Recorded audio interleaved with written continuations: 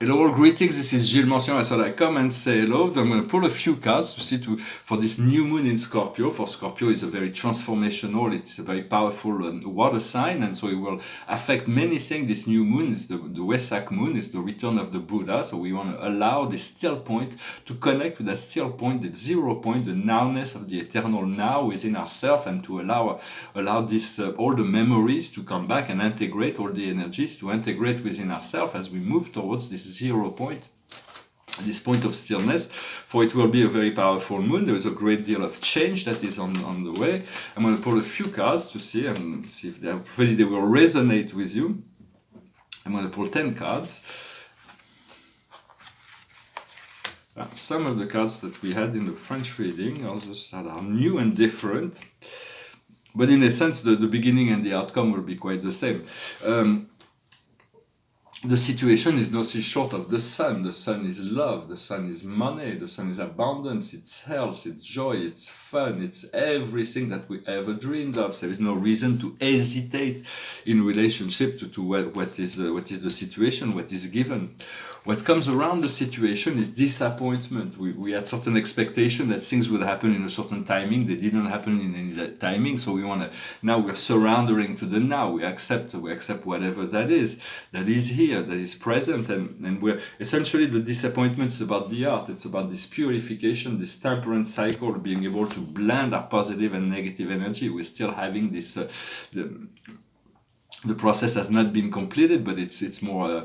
There is more to come. It's not to allow the disappointment to take us away from our goal.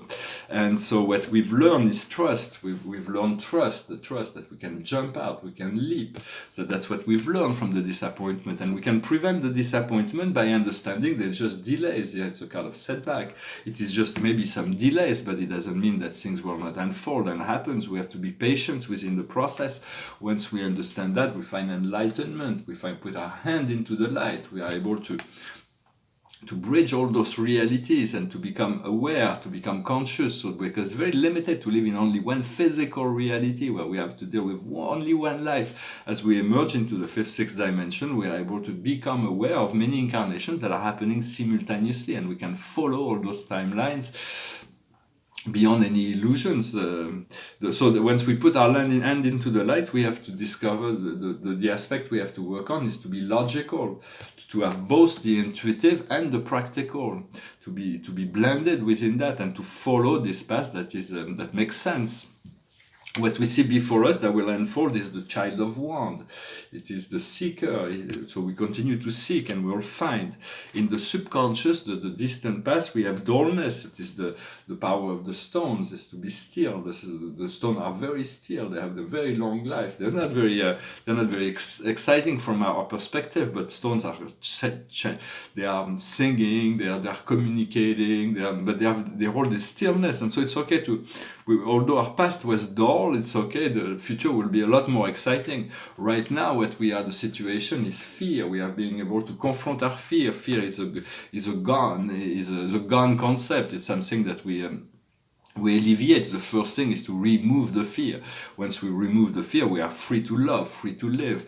Understand when we confront our fear that there is the guardian, where you are being protected. Your guardian angel protects you, the galactic family protects you, your guides protect you, your creator protects you.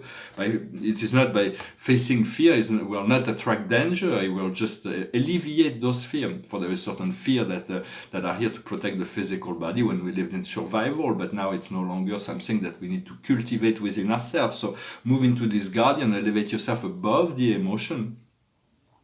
Yet it's going to be difficult to fully do that, because what's coming up in the near future is the feeler. We have to feel all the emotion. We have to feel the joy and the sorrow. We have to feel that to bring them into balance. So there is only joy at the end.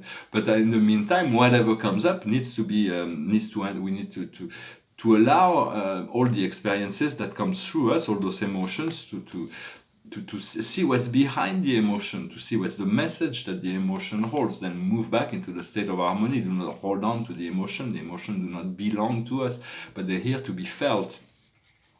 with the situation, the strengths we have, we are in this situation is change. We have this power to change. So I'm ready to change. I'm changing my base. I'm changing my navel. I'm changing my solar plexus. I'm changing my heart. I'm changing my communication. I'm changing my vision, and I'm changing my crown. Everything is subject to change, and so we want to move into this state of where we are accepting to be within the flow, that our eternal change, that we can trust that flow. What comes to us from the outside world may be confusion, for there is a great deal that will be changing in the outside world, but first we need to return to our own sovereign self and power. The world will continue to present those dichotomies in the outside world. So we do not want to just stay focused to your inner self, rather than allowing to be confused by the mental process of what's going on around. Yet we want to be logical and take the position that is the wisest in relationship to anything that is being presented to us.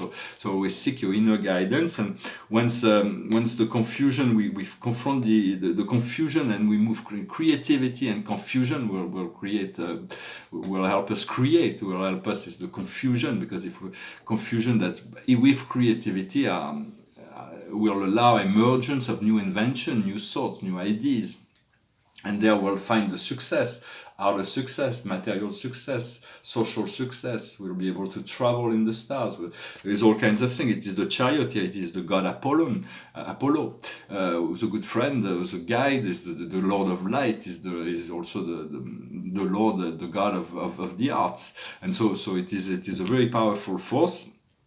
It is the card of Cancer. It is the chariot. It is his mantra is Gate, Gate, Gate, Parasham Gate, Bodhisattva.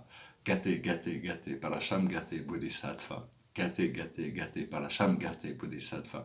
It means it's the goer. It is the mantra of stillness, but it's always in action, always moving forward. In our hopes and fear, in our emotion, we are afraid of the tower. It is like we're afraid of what life will bring us in order to remove all the old. So just be gentle with yourself. Understand that life is gentle. It is just our mental process that sometimes makes it chaotic.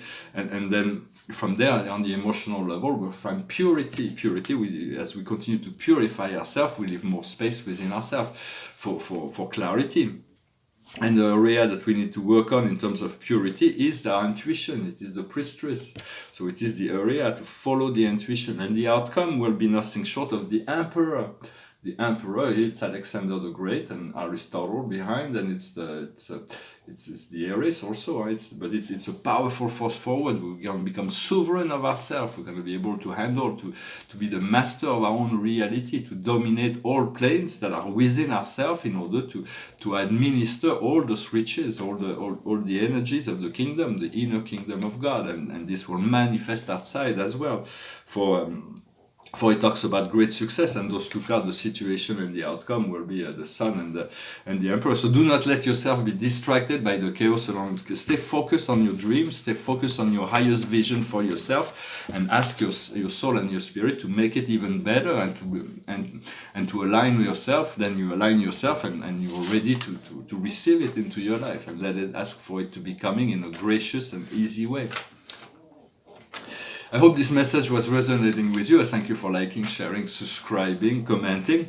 The painting behind me is from 1999. It's about the 7 great families of spirit beings. And we finish with a song that went through my mind. It's a romantic song, just to finish it with a song. It goes like this. You're just too good to be true. I can't take my eyes off of you. You'd be like heaven to touch. Oh, I wanna hold you so much.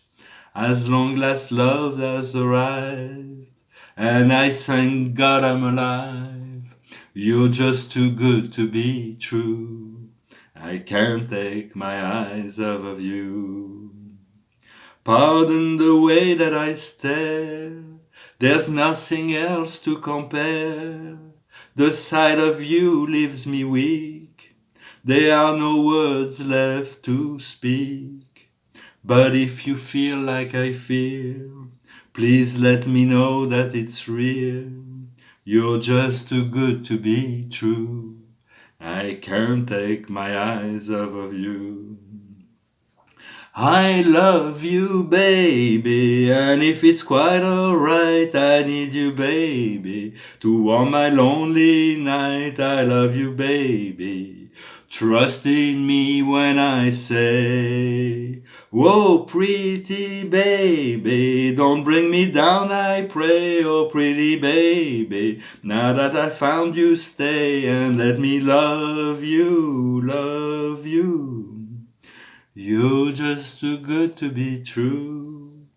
Can't take my eyes off you. You'd be like heaven to touch. Oh, I wanna hold you so much. As long as love has arrived, and I thank God I'm alive. You're just too good to be true. And I can't take my eyes off you. Thanks for the short version. I thank you very much for sticking till the end. I wish you a wonderful day, and I'll talk to you later. Namaste.